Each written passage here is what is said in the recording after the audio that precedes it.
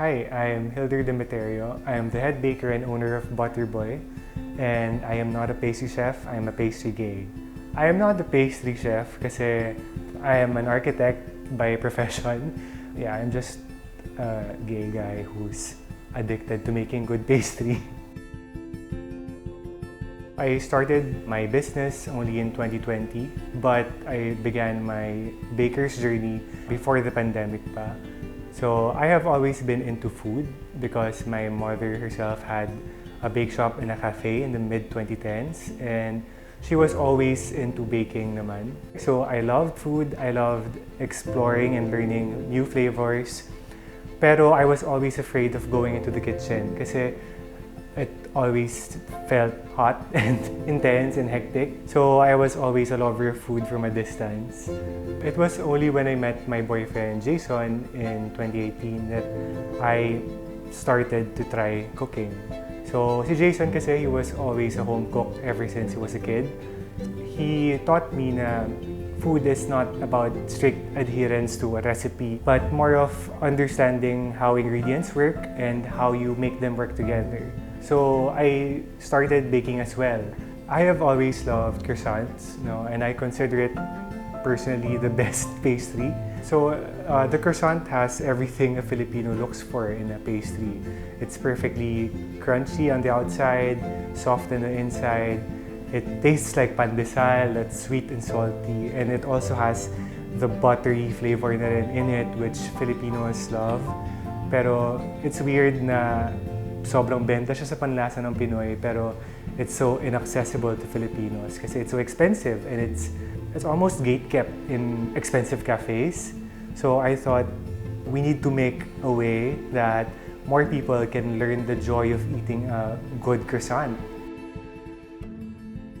In the middle of the pandemic, I was 6 months unemployed. I borrowed money from my parents and I emptied pretty much all of my savings, pati sa boyfriend ko. So during that time, I took a leap of faith and I bought my own equipment na nga. Tapos, ayun, we jumped into the unknown with only the knowledge na I think we have something good here. The pandemic definitely shaped the way we move around our business.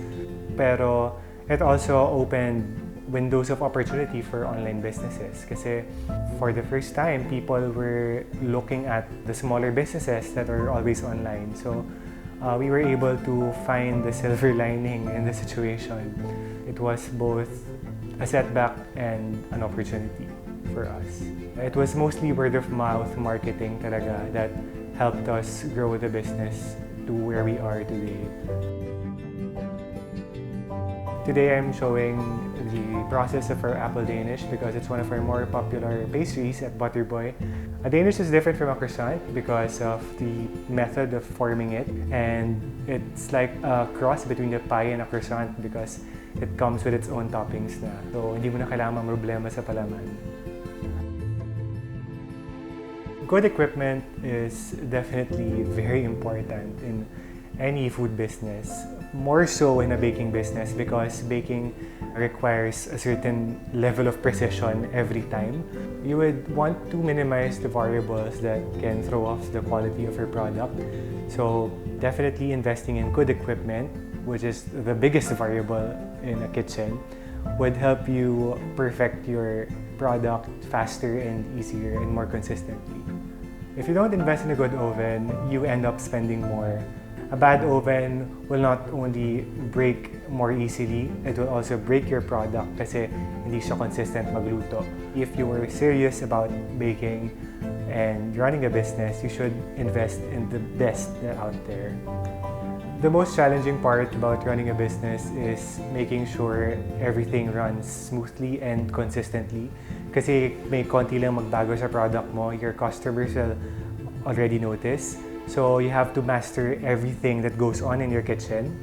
And important din dyan ang coordination mo sa team mo na dapat maayos yung communication and teamwork nyo para smooth and pare-pareho and perfect every time yung gawa nyo. I have two pieces of advice for anyone starting out a business. Number one is to seek knowledge from everywhere you can. So, kahit class man yan or kahit YouTube video, just try to absorb whatever you can. Pero ang pinaka-important is ma-experiment mo siya kasi you always need to validate what you've learned with personal experience. And number two, na mas importante, is to always believe in your product kasi it's important na ikaw yung number one fan ng pastry or whatever mo. Kasi if you can't love it yourself, how the hell is anyone else gonna love it? We made Butterboy croissants for the Filipino palate and the Filipino budget. So, if you're a Filipino and you like croissants, you should give us a try and see what's special about our pastry. So, if you want to try us out, you can go to our website, butterboyph.com, or message us on Instagram at butterboyph.